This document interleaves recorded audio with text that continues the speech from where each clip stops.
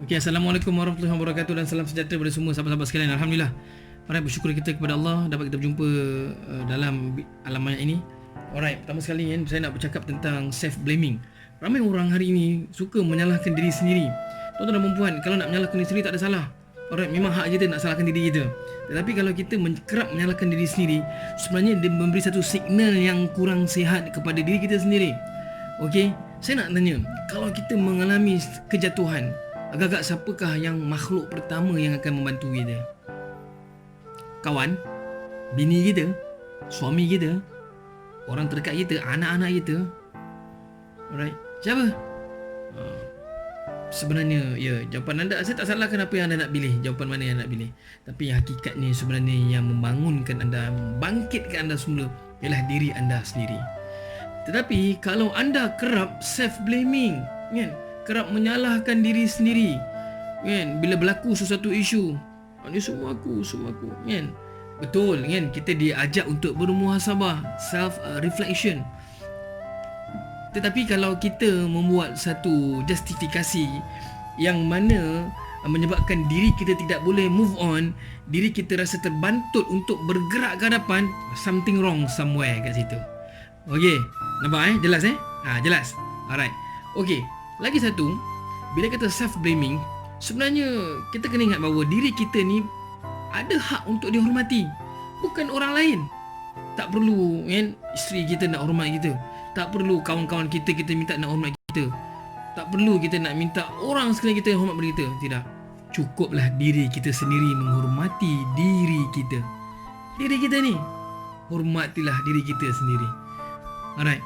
Ini apa maksudnya? Maksudnya tuan-tuan dan puan, apabila diri kita ini, alright, yang hanya diri kita saja yang kita urus, alright, dahlah orang luar tembak kita, orang luar kata macam-macam, kita buat yang terbaik macam mana pun, tetap kita dikata. Kita cuba buat yang terbaik pun, orang kata engkau buat ni teruk. Kita buat hebat macam mana pun, orang kata engkau ni, tak boleh lah, kau ni takkan berjaya lah. Bila kita buat lebih sikit, kau ni kerja nak menunjuk aja, kan? Semua tak kena. Alright, kita buat semua tak kena. Dan bila orang duk tembak kita kiri dan kanan, atas bawah, depan belakang, kemudian pula diri kita pula, kita nak menyalahkan diri kita sendiri. Hakikatnya kita tahu kita tak ada melanggar undang-undang.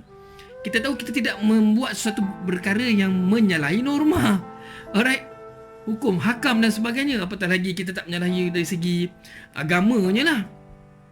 Pun orang tembak kiri, kanan, depan, belakang, atas, bawah.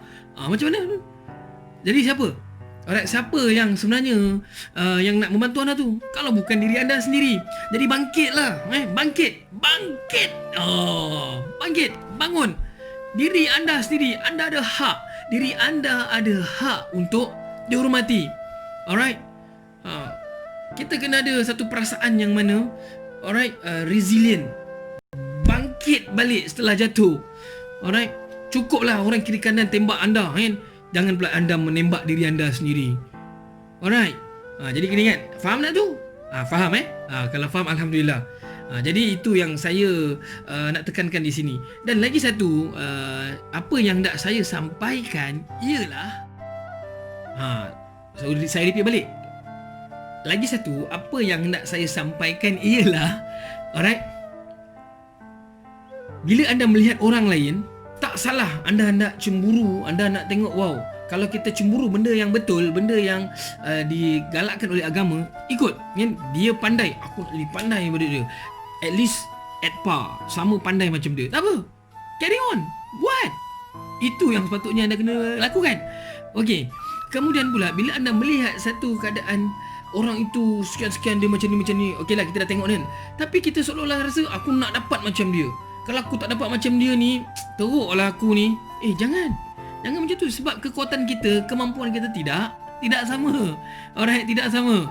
Kan? Saya pandai masak nasi goreng. Anda pandai tak masak nasi goreng? Mungkin anda pandai, tapi tak sepandai cara yang saya masak. Dan saya mungkin tak sepandai cara anda yang masak. Mungkin anda masak lagi sedap, kan? Mungkin saya masak lagi istimewa. Contoh. Ini terpulang. Tapi kalau kita tengok orang lain, kan, jangan ada rasa macam hasad, kan? Rasa hasad dengki tak cukup, kan? Kita rasa macam orang lain je tak boleh bagus, kita je kena bagus. Tak betul juga tu. Alright, kita tengok orang lain buat lebih bagus daripada kita belajar. Dan bila kita belajar, kita nak jadi macam dia. Bukan kita rasa kita ni sombong. Alright, bukan, maksud saya tanpa sedari kita ni sombong tau. Kita macam tak mengiktiraf orang lain. Orang lain lebih sikit, kita terasa. Orang lain buat kerja lebih sikit, kita terasa. Orang lain buat baik sikit, kita terasa. Apa nak jadi? Apa nak jadi?